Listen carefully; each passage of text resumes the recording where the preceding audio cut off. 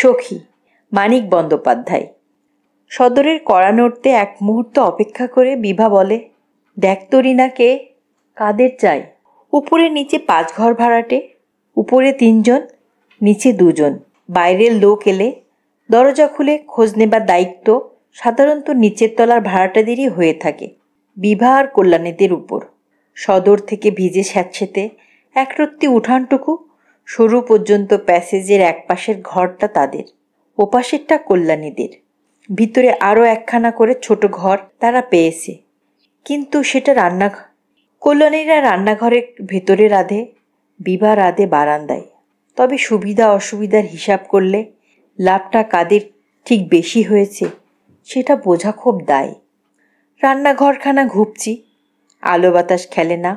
উনান ধরলে একেবারে হাড় কাঁপানো দিনগুলো ছাড়া শীতকালেও ভ্যাপসা গরমে বেশ কষ্ট হয়, নিঃশ্বাস আটকে আসে। মাঝে মাঝে ছুটে বেরিয়ে উঠানে দাঁড়িয়ে আকাশের ফালিটুকুর দিকে তাকিয়ে মুখ তুলে যেন হাঁপ ছেড়ে বাঁচে। বারান্দায় আবার জায়গা এতই কম, নড়াচড়া করতেও খুব অসুবিধা হয়। সাধারণত কল্যাণীরাই সদরের কড়া নড়ায় বেশি সাড়া দেয়, তাড়াতাড়ি, একটু বেশ আগ্রহের সঙ্গে। বিভা বা উপরতলার ভাড়াটেদের কাছে লোকজন কদাচিৎ আসে। কল্যাণীরা নিজেরাও সংখ্যায় অনেক বেশি। দেখা করতে, বেড়াতে বা বাইরের কাজের লোকও তাদের কাছেই বেশি আসে সবসময়। অন্য ভাড়াটেদের তুলনায় বাইরের জগতের সঙ্গে ওদের যোগাযোগ অনেক বেশি। কল্যাণী সম্ভবত রান্নাঘরে খেতে বসেছে বা অন্য কাজে ব্যস্ত আছে। বিভার রান্না খাওয়ার পাট চুকে যায় অনেক আগেই। 1-2 মিনিট দেখে ওদের কাছেই লোক এসেছে ধরে নিয়েও শোয়া রিনাকে তুলে সে খবর পাঠিয়ে দেয়। এটুকু করতেই হয় একই বাড়িতে থাকলে। কি নয় স্পষ্ট আশা কি জাগে না বিভার মনে আজ? সে হয়তো ভেবেই নিয়েছে যে আজ কড়া নাড়ছে দরজায়, সে হয়তো তার কাছে এসেছে। একটু পরেই ফ্রক পরা 3 বছরের একটি মেয়ের হাত ধরে বিভার সমবয়সী একটি মেয়ে খোলা দরজার সামনে এসে দাঁড়ায়। ভাবতে পেরেছিলি তোকে কেমন চমকে দিয়েছি? তাকে দেখেই বিভা ধড়মড় করে উঠে বসেছিল। ব্যাকুল ও উৎসুক কণ্ঠে সে বলে, রানী, ইস কি রোগা হয়ে গেছিস, কি চেহারা হয়েছে তোর। রানী যেন বেশ একটু ভড়কে যায়, মুখের হাসি খানিকটা মিলিয়ে আসে। তা যদি বলিস, তুই তো কম রোগা হসনি, কালো হয়ে গেছিস যে, তোর অমন রং ছিল। 2 সখী ব্যাকুল ও প্রায় খানিকটা ভীতভাবে পরস্পরের সর্বাঙ্গে চোখ বুলিয়ে দেখতে থাকে। দুজনেরই ভাঙাচোরা ও অতীতের প্রতিবিম্ব নিয়ে যেন 2টি আয়নার মতো তারা পরস্পরের সামনে দাঁড়িয়ে গেছে। এমন খারাপ হয়ে গেছে চেহারা, কত ময়লা হয়েছে রং, অমন ক্লিষ্ট হয়েছে চোখ, কতখানি উপে গেছে স্বাস্থ্যের জ্যোতি, রূপ লাবণ্য। প্রতিদিন আয়নার সামনে তারা চুল বাঁধে, মুখে পাউডার লাগায়, শীতিতে সিঁদুর মাখে। নিজেকে রোগা মনে হয়, কখনো একটু আফসোস জাগে, কিন্তু আজ বন্ধুর চেহারা দেখার আগ পর্যন্ত তারা ধরতেও পারেনি বছরে কি শোচনীয় পরিবর্তন ঘটে গেছে নিজের দেহের উপর। কেমন শুকিয়ে ছিটকে গেছে তারা। আয় রানী বস, কটি হলো রে তোর? বিভা রানীর মেয়ের হাত ধরে কোলে টেনে নেয়। কটি আবার? এই একটি মেয়েই। কতকাল কেটেছে, বছর হলো রে? এই তো সেদিন তাদের বিয়ে হলো। যুদ্ধ বাধার পর তাদের দুজনেরই বিয়ে হলো। বছর 5 কেটেছে তাদের শেষ দেখা হবার পর থেকে। 5 বছরে একটি মেয়ে হয়েছে রানীর। সেই আটোসাটো সিপসিপে গঠন, যা দেখে তার প্রতিদিন হিংসা হতো, সে গঠন ভেঙে এখন চাচা ছোলা প্যাকেটের মতো বেঢপ হয়ে গেছে। কণ্ঠার হাড় উকি মারছে, চিবুকের টোল বুঝি আর খুঁজলেও মেলে না। অমন মিষ্টি কোমল ফর্সা রং, জলে ধোয়া কাটা মাছের মতো কটকটে সাদা হয়ে গেছে। বিভা ভাবে আর উতলা হয়, তার চোখে জল আসে। বিভার 2টি ছেলেই ঘুমোচ্ছিল। ছোটটির দিকে কয়েক মুহূর্ত চেয়ে থেকে রানী মৃদুস্বরে বলে, ওর বয়স কত হলো রে? বিভা বলে 2 বছর। 2টি ছেলেই রোগা। ছোটটির পেট বড়, হাতটা কাঠির মতো সরু। ওদিকে দেখতে দেখতে রানী নিজের চেহারার কথা ভুলেই গিয়েছিল। আচমকা সে বলে, কি আর করা যাবে বল, বেঁচে পড়তে যে আছি এই ঢের। যা দিনকাল পড়েছে এখন, সত্যি শেষ করে দেবে একদম। বিভা স্বস্তির নিঃশ্বাস ফেলে। সে ভুলে গিয়েছিল কি ভয়ঙ্কর দুর্দিনের মধ্যে কি কষ্টে তারা বেঁচে আছে। ভুলে গিয়েছিল কি অবস্থায়, কি খেয়ে, কত দুশ্চিন্তায় আর কত আতঙ্ক বুকে নিয়ে তারা দিন কাটায়। ছেলেবেলা থেকে শুনে শুনে আর অস্পষ্ট অনুভব করে মনের মধ্যে যে রহস্যময় ভীতিকর একটা চেহারা, একটা চোরাবালির স্তর গড়ে উঠেছে, যার অতল বিষাদ আর হতাশাই মিলেছে মায়ার মতো দুদিনের অর্থহীন লীলা খেলার মতো জীবন যৌবন তলিয়ে যায়। সেটা আজ আলোড়িত হয়ে উঠেছিল। এই তবে জীবনের রীতিনীতি। মানুষের বাধা ধরা অস্পষ্ট যে এত তাড়াতাড়ি তারুণ্য, আনন্দ, উৎসাহ সব শেষ হয়ে যায়। জীবনের এই নিরন্তর নিয়মেই যে আর বিভা জীবনটা শুরু করতে না করতে মাত্র 24-25 বছরেই সব শেষ হয়ে গেছে।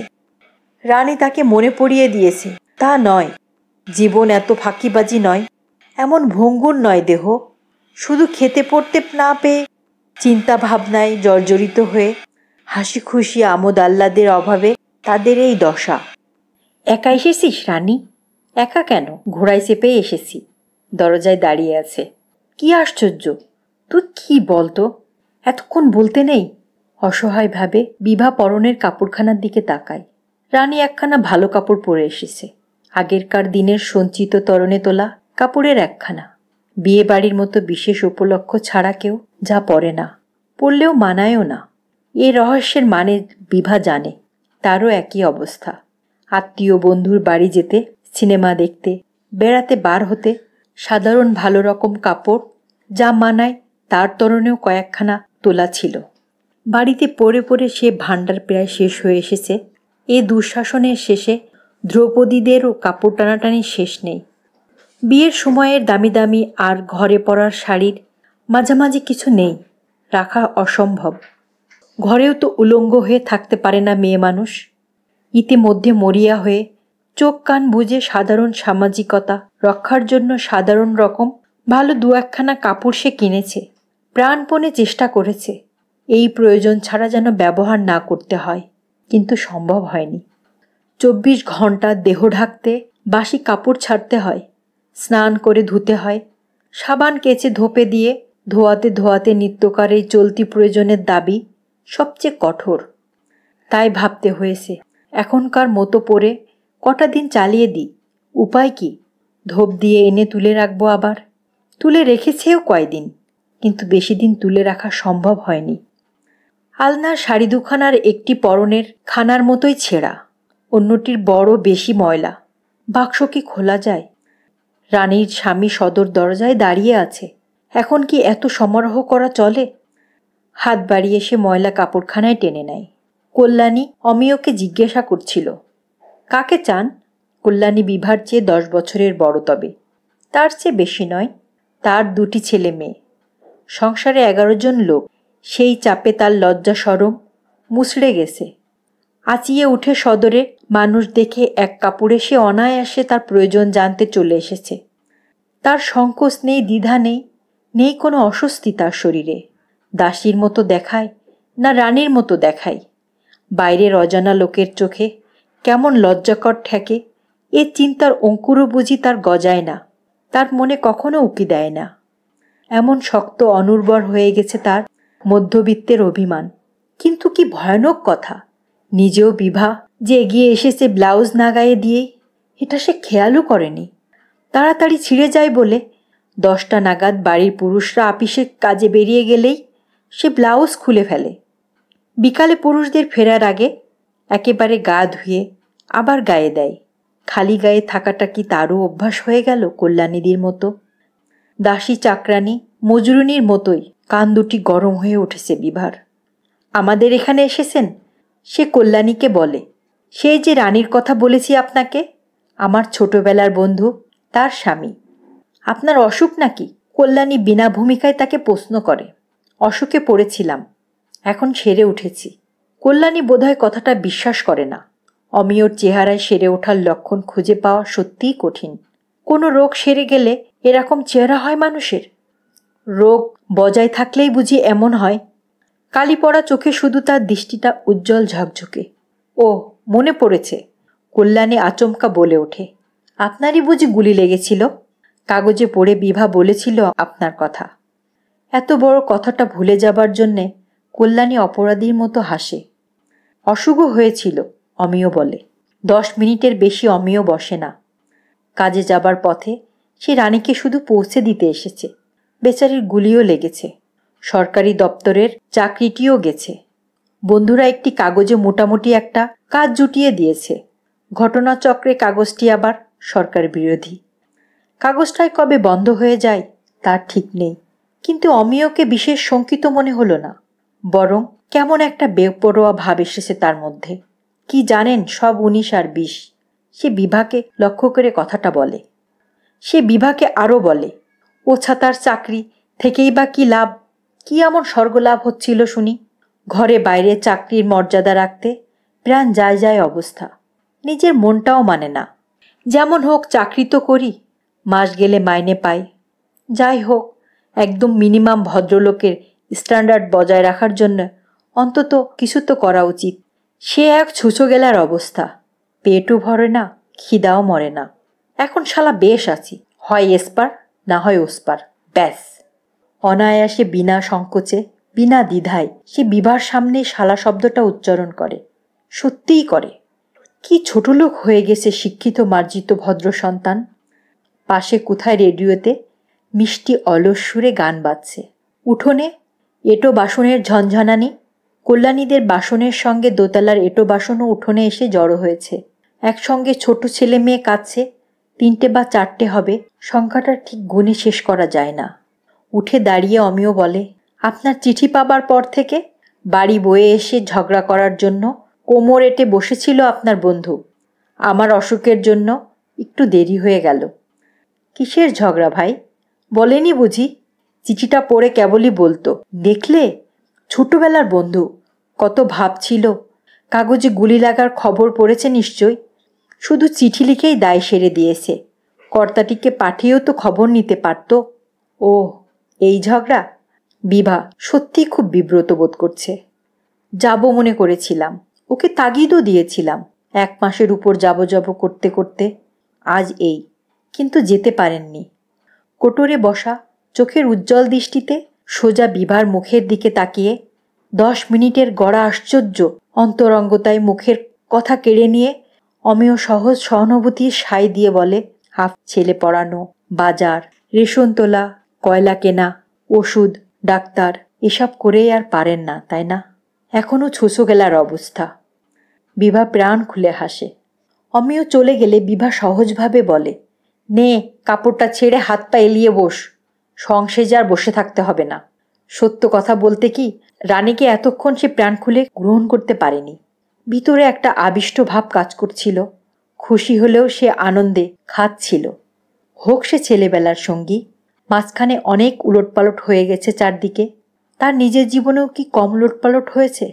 সে বলতে পারে তাকে কী রকম দেখবে কল্পনা করে এসেছে রানী। তার কাছে কী রকম ব্যবহার পাবে আগে থেকে সে মনে মনে ঠিক করে এসেছে। হয়তো অনেক কিছু অন্যরকম দেখে তার ভালো লাগছে না।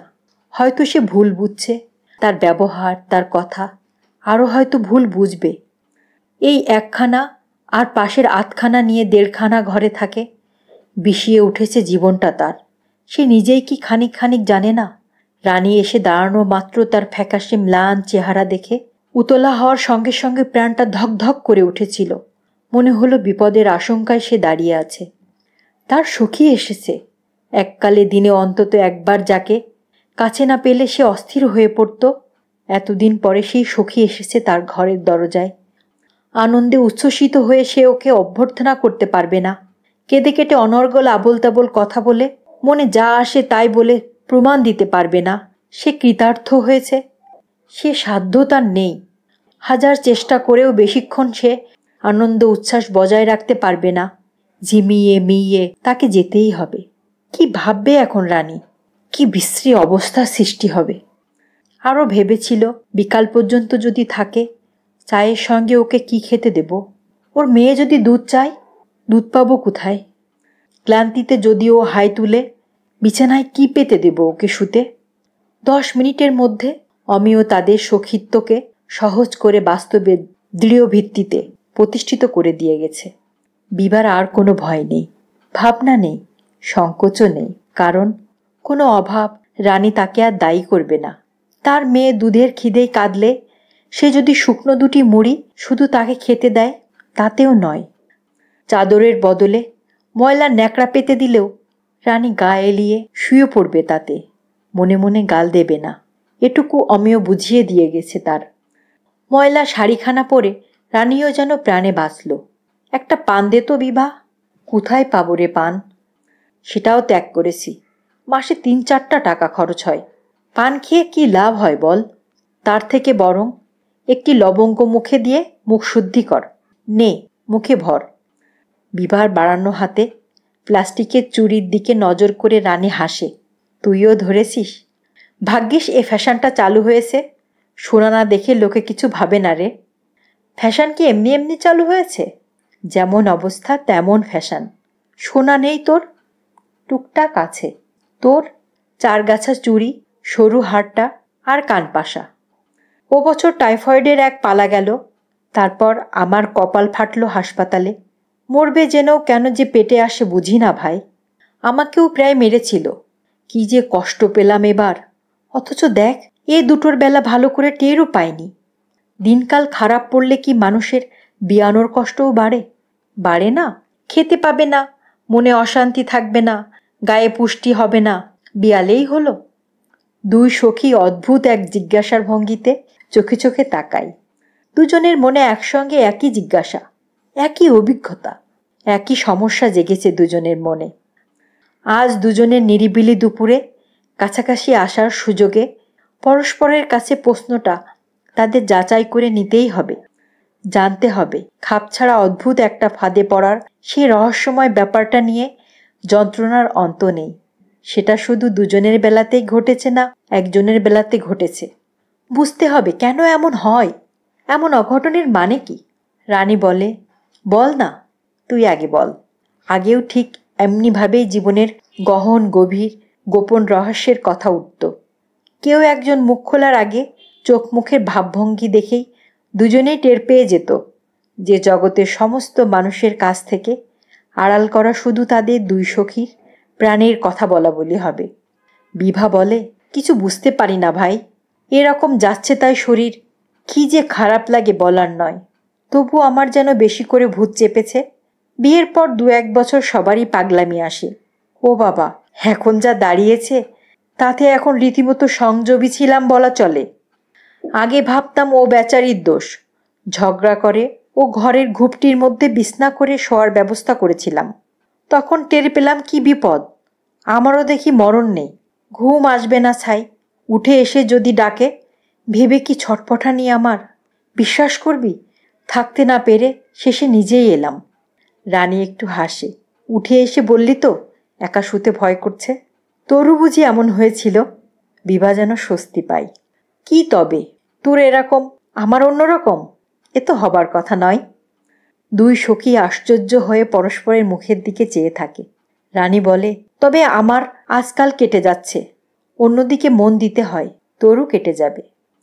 একটু ভেবে রানী আবার বলে, আমার মনে হয় এ ব্যাপারটা ব্যারাম। ভালো খেতে না পেলে ভাবনায় চিন্তায় কাহিল হয়ে এরকম হয়। ছেলে পেলেকে দেখিস না, পেটের ব্যারাম হলে বেশি বেশি খাই খাই করে। চুরি করেও খাই যা তা। চুরি করেও খাস নাকি তুই? দুই সখী হেসে ওঠে এবার। সেই এক মুহূর্তের হাসির ক্ষীণ শব্দ সঙ্গে সঙ্গে কোথায় মিলিয়ে যায়। শিশুর কান্না, বাসন নাড়ার শব্দ মেশানো দুপুরের স্তব্ধতায়। শুধু শিশুর কান্না নয়, এ বাড়ির দোতলাতেই মেয়েলি গলায় একজন সুর করে কাঁদছে। উপরতলায় একজন ভাড়াটে রমেশ, তার বুড়িমা, রমেশের ছোট ভাই অশেষ, সবে কলেজ থেকে বেরিয়ে চাকরির ধান্দায় ঘুরতে শুরু করেছিল। কদিন আগে টিবি রোগে সে মারা গেছে। এই সেদিন দেখেছি চলাফেরা করছে। বিভা হঠাৎ শিউরে উঠে বলে, দিনরাত ঘুরে বেড়াতো, ওর সঙ্গে তর্ক করত আমরা স্বাধীনতা পেয়েছি কিনা। এই বিছানায় বসে একদিন রাতে কথা কইতে কইতে কাশতে শুরু করলো। এক ঝলক রক্ত উঠে চাদরে পড়ল। কিরকম ভ্যাগাচ্যাগা খেয়ে গেল ছেলেটা। আগে একটু আধটু পড়ত, তখন সে গ্রাহ্যও করেনি। সেদিন প্রথম বেশি পড়ল। নিজের শরীরটাকে পর্যন্ত গ্রাহ্য করে না। কি যে হয়েছে আজকালকে ছেলেদের। আনমনে কি যেন ভাবে, একটু ম্লান হেসে বলে, প্রথমে ঠিক হয়েছিল চাদরটা পুড়িয়ে ফেলব, কিন্তু তাহলে সঙ্গে সঙ্গে আবার যে একটা চাদর কিনতে হয়। শেষ পর্যন্ত তাই এ কথাটাও বিভা বলে উঠতে পারে না। আবার আনমনা হয়ে ভাবতে থাকে, কিভাবে জানিস রানী, শুধু শাকপাতা আর পচা চালের দুমুঠো ভাত খায়, না এক ফোঁটা দুধ, না এক ফোঁটা মাছ, এই খেয়ে আফিস করা, রাত 9টা পর্যন্ত ছেলে পড়ানো, একদিন যদি ওই রকম কথা কইতে কইতে কাশতে শুরু করে, আর এই কথার শেষটাও মুখে উচ্চারণ করা অসম্ভব। রানী অসম্ভবকে সম্ভব করে যোগ করে দেয়, রক্তে বিছানা যদি লাল হয়ে যায়। আমিও আগে এরকম আবোল তাবোল কত কি ভাবতাম, রক্তে একদিন রাস্তায় লাল হয়ে গেল, আর ভাবি না রে। কি আছে এত ভয় পাবার, এত ভাবনা করার? সংসারে কুলি মজুরও তো বাঁচে না, সবাই বেঁচে থাকবে, আমাদেরও বাঁচতে হবে, আমরাও বাঁচব। ধন্যবাদ।